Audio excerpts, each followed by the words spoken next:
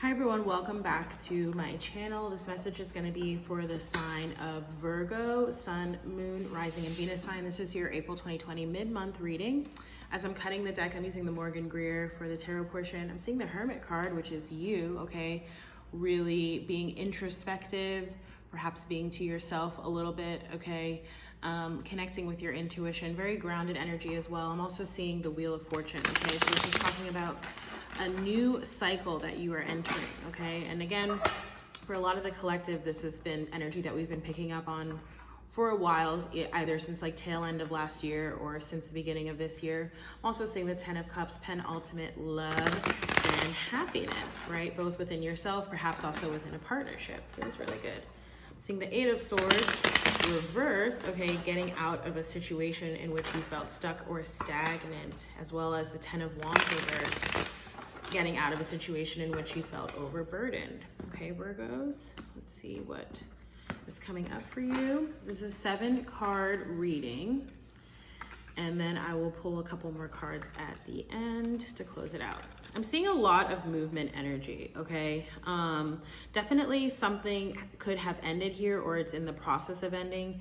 Perhaps, you know, someone is relocating or moving or traveling is the energy that I'm picking up on just off the top. Okay, but I'm seeing the 10 of Pentacles, and there's your card coming up again, the Hermit we have here at the bottom. And you again, Queen of Pentacles, can definitely be Earth energy, Capricorn, Taurus, or Virgo, okay? And we have the 10 of Pentacles as your outcome, so it feels really, really good. 8 of Cups coming up in your past energy, walking away from past emotional attachments here. Could be a relationship, or it could also be talking about, you know, just sort of past hurts, disappointments, pains, things that didn't necessarily work out the way that we would have wanted to, or things that no longer serve us at the place we are right now, currently on our path, okay? That's in your past energy. In your present energy, 2 of Wands energy, and there's lots of decision energy coming up right now. Perhaps you're making decisions around work or around relationships or around, you know, moving or traveling. With the 2 of Wands energy here, this is really about choosing a path. Again, whether you want to, I'm almost feeling like there's perhaps an option to return to something in the past, but it feels like you've already have experience with it, and perhaps that's something that makes you feel a little bit stuck or stagnant, or you can sort of venture out into something new, right? Really embody that Aries energy, which is the season that we're still in, at least right now as I'm filming this, and really following your intuition too. Here is what I get off of that crystal ball in terms of the direction that it is that you want to go. Again, this is coming up in your present energy, so I do feel like you're making a decision, you know, relatively soon, within the next few weeks to months, okay, at the longest. In your future energy is the 6 of Swords. So again, could be some type of travel, perhaps over water, or relocating to another place, okay? 6 of Swords energy also talks about coming out of a place, right, a situation that may have been a little bit turbulent or rocky up and down, into a situation that's more stable, solid, calm, serene, like the waters here are on this card, right? You see the waters up close or choppy, and in the distance it's a little bit clearer there. So there's that energy coming in for you as well. Again, could be relocating or traveling there with the 6 of Swords. Your advice or your action energy is the 7 of Pentacles, okay? This just came up in, who did I just film? Cancer. So if you definitely check that out if you have Cancer in your chart. 7 of Pentacles energy talks about looking at what has worked and what hasn't worked in the past. Looking at the seeds that we've sown and that have grown over the past, right? And building upon that, not returning to the past, but working to build upon that. And so that's kind of your advice that's coming out right now. And it's very similar actually to the Hermit energy. And I'm also seeing the Hangman just beneath that. And beneath that, I'm seeing more of your energy, which is the World card, okay? But both the Hermit and the Hangman talk about really getting that time to yourself, really being introspective, again, tapping into your intuition. They both have a connotation, right? The Hangman especially of like hanging back and really viewing the situation from kind of like a bird's eye view, okay? Not making any fast or false moves, okay? There's been definitely, while all the readings have had this sort of energy or intonation of like, just keep moving forward, there's also been a message of, you know, going very slow and steady, which is great advice always, because there really is never any need to rush through anything, right? In fact, whenever you feel a compulsion to rush to make a rush decision or judgment, or if someone is trying to get you to make a rush decision or judgment, that's usually a key indicator that it's a good time to actually pump the brakes a little bit and slow down and evaluate either why you yourself are feeling that way and making yourself feel that way, or why someone might be trying to pressure you into making a decision. Oftentimes it's because it will more likely benefit them, right? The quicker that you make the decision. So just a little tidbit there, right?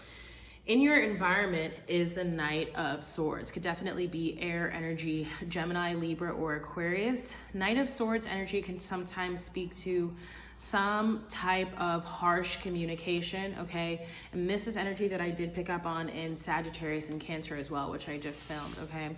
So it could definitely be involving conversations with another person, okay, that might be quite difficult. Or again, there's the potentiality for some harsh communication there. I would just, you know, if you have let's say if it's not even like a disagreement, or if just you have a difficult conversation to have, I often call upon my guides to really help me with my words as well as my temperament during that discussion. I only say that because whether it's you or someone else, it does feel like there's a potential tower moment associated with whatever this is. Perhaps whatever is being communicated, it will be or is some kind of shock or surprise, okay? So I always just hear this term like compassionate communication when I see this card. I do like seeing it in the reverse because it does sort of suggest that that's already happening, but since this card is just coming up here, right, and if I show it to you in the upright, it sort of seems a little bit more clear there, right? It's almost like heading into the pit of fire, okay? Perhaps unknowingly. So yeah, that would be the only sort of be aware kind of energy that I'm seeing here. In your hopes and fears category is very interesting because in your present energy, like I mentioned, you have the Two of Wands. So double twos here, okay? And twos also speak to binaries, decisions, partnerships. You have the Two of Pentacles, okay? A juggling kind of energy, again, needing to make some type of decision. It does feel like it's very related to work or to like your home life stability, that kind of thing, okay? This is coming up in your hopes and fears, so it's almost as if you're worried that you're going to make the wrong decision.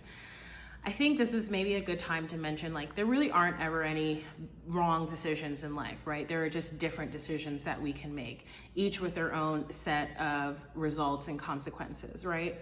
Again, it does feel to me like there's maybe a decision that is more heavily weighted towards the past versus one that is perhaps more unknown, okay, about the future, and that's what you're juggling between. But again, you're gonna have to just go within and consult your own intuition and decide which is a decision that's going to be right for you. Definitely don't allow fear to paralyze you here, because it's almost like if you don't make a decision, perhaps one will be made for you, right? Which often happens. And look, your outcome card, if there is any worry, again, is the Ten of Pentacles, right? So speaks to, you know, perhaps engagement or commitment on the level of marriage here. I often sometimes feel like I'm looking at a wedding ceremony when I look at this card, but also success, stability, and abundance, both in terms of, you know, your financial stability, but also just every single facet and aspect of your life, personal, spiritual, and otherwise. Very, very positive energy coming up at the end of the reading as for your outcome, okay? And we have the number 88, abundance, as I cut the numerology deck. So I'm gonna get your numerology card, Virgos.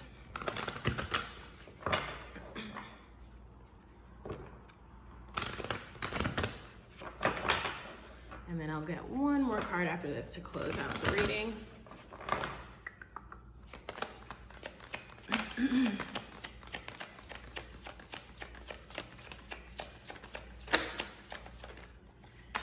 Music, number 32, music. That might really help you to make decisions that you need. Again, music is a great sort of, you know, if you play music, to practice music, or just listening to music while you meditate or while you journal or while, you know, dancing around your home or your apartment, whatever, really just helps you to connect and tap into your intuition as well. I receive a lot of messages through music. I used to listen to music more during readings. I haven't done it as much recently, but perhaps this is even a message to me to start doing so more.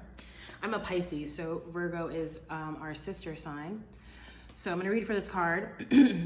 This card indicates a need to listen to music you enjoy in order to improve your health, well-being, and overall quality of life. Playing, singing, composing, or listening to beautiful music that fills your heart with joy automatically raises your vibration and enhances your connection to source. Because you attract what you feel in this magnetic vibrational world, when you consistently feel good, you can make your dreams come true. That sentiment has been coming up a lot in the readings, dreams coming true. Okay, music is the ultimate way to bring yourself into alignment because it only takes a few minutes to sing your favorite song in the shower rather than worry about your day. Listen to inspirational music while driving rather than stress about the traffic, or play your favorite CD while doing housework rather than fret about the mess. The affirmation here says, the healing power of music brings me closer to my dreams. Love that. And as mentioned, I'm gonna pull a Kipper card for y'all.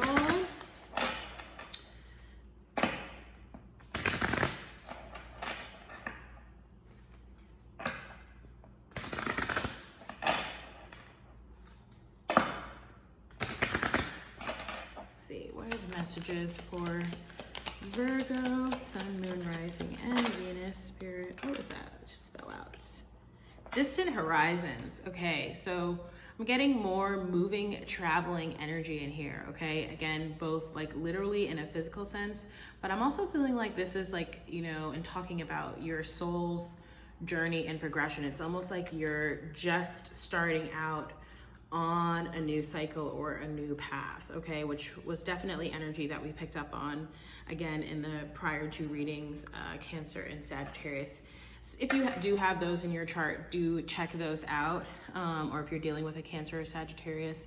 I'm also seeing gift here at the bottom. Okay, so someone may present something to you or you to someone else. It doesn't have to be physical, right? Gifts can come in all forms. So Virgo, if this reading resonated, please do like, share, comment, and subscribe. If you'd like to book a personal reading with me, you can do so through my website. I will also post photos of the reading. Since I'm not filming the cards, I'm going to post photos of them to my Instagram account if you want to follow me over there. And in either case, I thank you so much for watching this video, and I hope to see you in the next reading. Bye.